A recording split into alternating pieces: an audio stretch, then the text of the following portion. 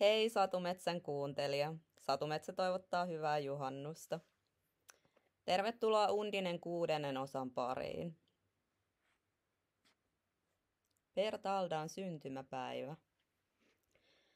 Tästä alkaa tarina Pertaldan syntymäpäiväpidoista. Millainen se oli niille, jotka ottivat osaa juhlallisuuksiin, ja millä tavoin pidot päättyivät. Seurue istui illallisella, ja Pertalda, joka loisti kuin jokin kevään jumalatar kukkineen ja jalokivineen, jotka hänen kasvatti vanhempansa ja ystävänsä olivat hänelle antaneet, istui Undinen ja Huldbrandin välissä. Kun runsas ateria oli tullut päätökseensä ja viimeinen ruokalaji oli tarjoiltu, ovet pysyivät avoinna vanhan hyvän saksalaisen tavan mukaisesti niin, että tavallinen kansa saattoi katsella ja ottaa osaa ylhäisön juhlallisuuksiin. Palvelijat kantoivat kakkua ja viiniä sivusta katsojien keskellä. Huldbrand ja Pertalda puolestaan, odottaen kärsimättömyydellä, jota hädintuskin kykenivät kätkemään, kunnes salaisuus saatettaisiin paljastaa, pitivät silmänsä vakaasti Undinessa. Tämä pysyi kuitenkin yhä hiljaa, vain sillä erotuksella, että silloin tällöin hymyili itsekseen kätketyssä ilossaan. Ne, jotka tiesivät lupauksesta, jonka tämä oli tehnyt, saattoivat huomata kyllin hyvin, että hän ei ikinä aikonut sitä paljastaa, ja että oli vain eräänlaista iloista itsepetosta, että hän tukahdutti kaipaukseensa, kuten lapsilla on tapana tehdä, kun he antavat viimein periksi nirsoudelleen. Pertalda ja Huldbrand jakoivat tuon ilahduttavan tunteen, odottaen innolla ja kärsimättömänä toivoen tuota Undinen viestiä. Juuri sillä hetkellä jotkin vieraista patistelivat Undinea lauluun. Aika oli nyt otollinen, ja kun hänellä oli tuotu luuttu, hän lauloi näin. Kaunis oli aamu ja koreita kukat, ruoho suloista ja pitkäksi kasvanutta, mutta lasipintaisen järven reunalla oli helmi, joka jätti kaiken jälkeensä.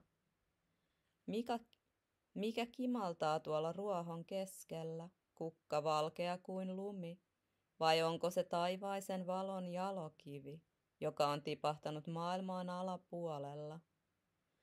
Se on pikkulapsi niin hauras ja armas, ja uneksiessaan leikeistään ruusuisten nuppujen ja onnellisten kukkien kanssa, ja sytyttää aamun ensimmäiset säteet. Oi, mistä vieras poloinen olet tänne eksynyt, kaukaiselta tuntemattomalta rannalta, järven aallot ovat kantaneet sinua eteenpäin, tuntemattomaan maahan. Ei, älä etene, oi lapsi pieni.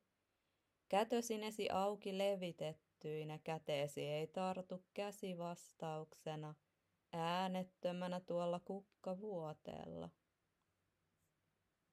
Ylhäinen herttua saapuu ratsain ohi ja pysähtyy sinua katsellen. Hän vie sinut linnan saleihinsa, korkea-arvoisen neitosen. Suuri on siunaus ja mahtava voittosi, olet maan kaunein. Silti oi, kaikkein viattomin ilo on eksyä tuntemattomalle rannalle. Surullisena hymyillen Undine antoi luuttuunsa pudota maahan, ja Pertaldan kasvattivanhempien silmät täyttyivät kyynelistä. Kyllä, kyllä, sanoi herttua. Oli tosiaan niin, että löysin sinut, orporukkani, ja hän näytti syvästi liikuttuneelta. Kaunis laulaja kertoo totuuden. Kaikkein puhtainta iloa ei ole meidän vallassamme antaa sinulle. Mutta kuuntele nyt, sanoi Undine, sillä meidän täytyy tietää, kuinka hän matkasi poloisille vanhemmille. Sitten, koskettaen jälleen luutun kieliä, hän lauloi seuraavaa. Äiti harhailee läpi talon, mihin vain hän saattaa mennä, etsii hän kyynel silmin, ei tiedä mitä, ja löytää tyhjän kodin. Tyhjän kodin, oi, tuo surun sana, sille joka on siunattu. Ken piteli lastaan sylissään koko päivän ja tuuditti lepoon. Pyökki kasvaa jälleen vihreänä, aurinko paistaa rannalla, mutta äiti, turhaa on etsintäsi. Rinta lapsesi ei palaa enää takaisin. Ja kun illan henkäys puhaltaa viileänä ja isä palaa kotiin, hän yrittää hymyillä kuin ennen muinoin, mutta hänen silmiään kirveltää kyynel. Tulisija on hänelle autio, eikä hän löydä muuta kuin paljaan epätoivon, sillä hän kuulee tuon kalvakan äidin vaikerruksen, eikä yksikään lapsi ole häntä siellä tervehtimässä. Voi taivaan tähden, huudahti Bertalda kyyneltensä läpi. Kerro minulle, Undine, rukoilen sinua, missä vanhempani ovat? Sillä sinun täytyy varmasti se tietää. Sinun täytyy varmasti olla löytänyt heidät. Miksi muuten olisit riipaissut sydäntäni tällä tavoin? Ehkä he ovat täällä. Voiko niin olla?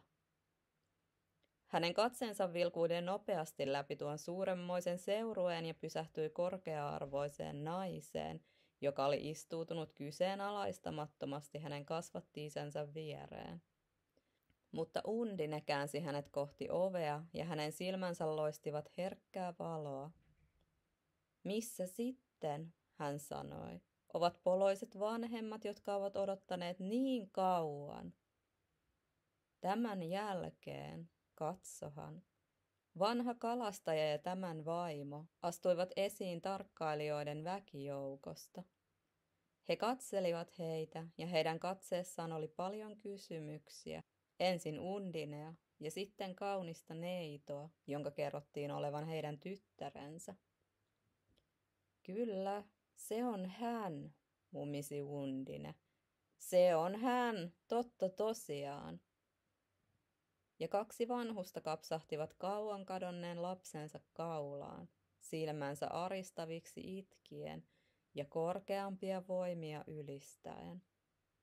Mutta epäilemättä, vähänpä mielihyvää Bertalda sai tuosta.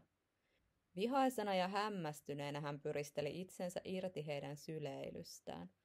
Tällainen löytö oli enemmän kuin hänen ylpeä sisimpänsä saattoi kestää hetkellä, kun hän oli lapsellisesti uneksinut, että yhä suurempi rikkaus tulisi olemaan hänen kohtalonsa, tai ennemminkin, että hän saattaisi nousta jopa kuninkaalliseen kunniaan.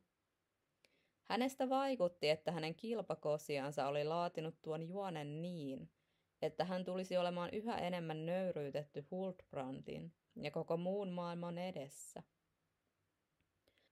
Undinen hän peitti moitteiden vyöryyn. Vanhuksia hän herjasi, ja katkeria, vihaa täynnä olevia sanoja, kuten valehtelija, petturi, lahjotut huijarit, pääsi ilmoille hänen huuliltaan. Heti sen jälkeen vanhan kalastajan vaimo sanoi matalalla äänellä itsekseen. Voi minua, hänestä on tullut, luulenpa pahoin, pahan ilkinen tyttö, ja silti sydämessäni tunnen, että hän on minusta lähtöisin. Mitä kalastajaan tulee, hän risti kätensä ja rukoili hiljaa, että kyseessä ei olisi hänen tyttärensä. Kalman kalpeaksi valahtanut Undine kääntyi vanhemmista Bertaldan puoleen ja Bertaldasta takaisin vanhempien puoleen. Uneksimistaan onnen taivaista hän oli nyt yhtäkkinen hylkiö, ja sellainen tuska ja kauhu, millaista hän ei ollut koskaan tuntenut edes unissaan, valtasi hänen ajatuksensa täysin. Onko sinulla sielua? Hän huudahti. Onko sinulla tosiaankaan sielua, Bertalda? Hän virkkoi nuo sanat uudelleen ja taas uudelleen, aivan kuin ärsyttääkseen häntä. Tämän vihasta vähät välittämättä, jossain yhtäkkisessä hulluuden puuskassa, tai hämmentävässä painajaisessa.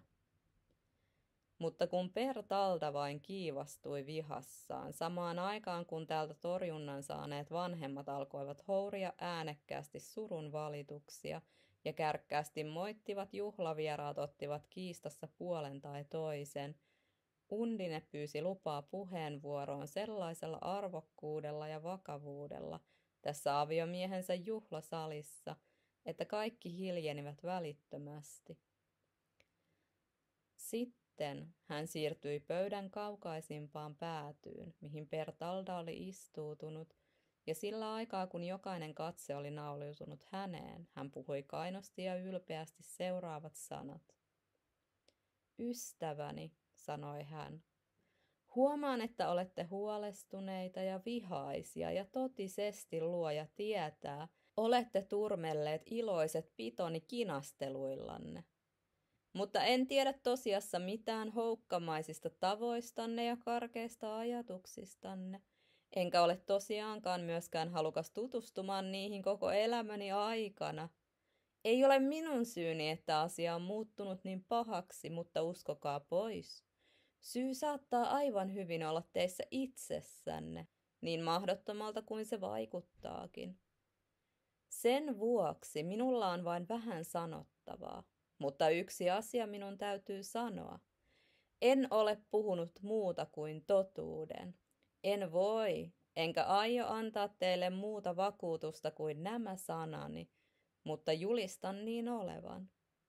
Hän kertoi minulle siitä, kuka houkutteli Pertaldan vanhemmiltaan veteen ja kuka jälkeenpäin asetti hänet viheriälle niitylle Herttuan polulla. Hän on velhotar, huudahti Pertalda. Noita, joka kävi vuoropuhelua pahojen henkien kanssa. No mutta, hän tunnusti sen aivan itse. Ei, se ei ole totta, sanoi Undine, ja viattomuuden taivas ja sen totuudet kuvastuivat hänen katseestaan. En ole noita, katsohan vain minua. Hän on petollinen, sanoi Pertalda. Petollinen ja kerskaileva, eikä hänellä ole todistetta siitä, että olen näiden alhaista syntyperää olevien ihmisten lapsi. Ylhäiset vanhempani, pyydän teitä viemään minut pois tästä seurasta ja tästä kaupungista, missä ollaan vain halukkaita tuottamaan minulle häpeää. Kuitenkin Herttuan kunniantunto esti tätä liikkumasta, samaan aikaan kun hänen vaimonsa oli järkähtämätön hänen laillaan. Meidän täytyy olla varovaisia, sanoi hän, miten toimimme. Luoja paratkoon, että meidän täytyisi ottaa askelkin tästä salista ilman harkintaa. Heti sen jälkeen kalastajan vaimo vetäytyi lähelle ja niijaten syvään herttuattaren edessä lausui nämä sanat. Olette avanneet syömmeni, ylhäinen neito, sillä pelkäätte Jumalaa. Jos tämä pahanilkinen lapsi on tosiaan tyttäreni, minun täytyy kertoa teille, että hänellä on syntymämerkki, orvokin kaltainen, lapaluittensa välissä, ja toinen samanmoinen vasemmassa jalassaan. Jos hän vain poistuisi kanssani salista. En paljasta itseäni talonpoikaisnaisen edessä, huudahti Pertalda kääntyen ylpeästi hänestä pois. Mutta minun edessäni tulet sen tekemään, sanoi Herttuatar hyvin totisena. Seuraa minua tuonne huoneeseen ja vanha kelpo nainen tulee mukaamme. Niin he kaikki kolme katosivat, kun muut vieraat pysyivät paikoillaan, odottaen, hiljaisuuden vallitessa. Jonkin ajan kuluttua kolmikko palasi takaisin, ja Pertalda oli kalman kalpea. Aivan oikein, aivan oikein, totesi Herttuatar. Minun on täten julistettava, että emäntämme ei ole puhunut muuta kuin täyden totuuden. Pertalda on kalastajan tytär, ja siinä kaikki, mikä on tarpeen mainita. Herttua ja Herttuatar poistuivat salista ulos adoptiotyttärensä kanssa. Herttuan merkistä kalastaja ja hänen vaimonsa seurasivat heitä. Muut vieraat poistuivat paikalta hiljaisuuden vallitessa tai salatuin jupinoin, ja Undine vaipui itkien Huldbrandin käsivarsille. Sen pituinen se. Tervetuloa Undinen 7. osan pariin heinäkuussa. Satumetsä toivottaa hyvää keskikesän juhlaa.